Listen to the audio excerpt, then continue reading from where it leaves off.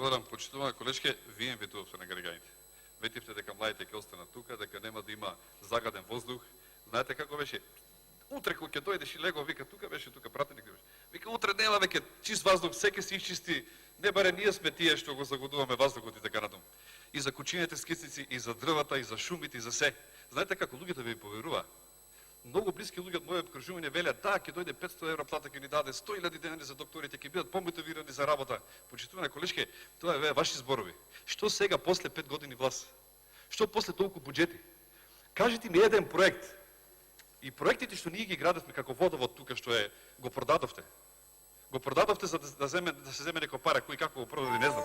Една работа само ќе ви кажам во однос на задолжувањето, бидејќи е многу важна и сериозна тема. И треба да внимавате затоа што ќе направи далекосужни последици во работењето на државата. Односно вели вака: сите влади за 15 години од 2002 до 2017 година заедно ја задолжија државата за 3 милиарди евра. А Социјалдемократскиот сојуз, пратениците, за само 3 години 914 милиони евра, односно безмалку 1 милиарда. Тукава е разликата во однос и на задолжувањето. Благодарам. Реплика пратеничка до Тасевска Лидија, повелете.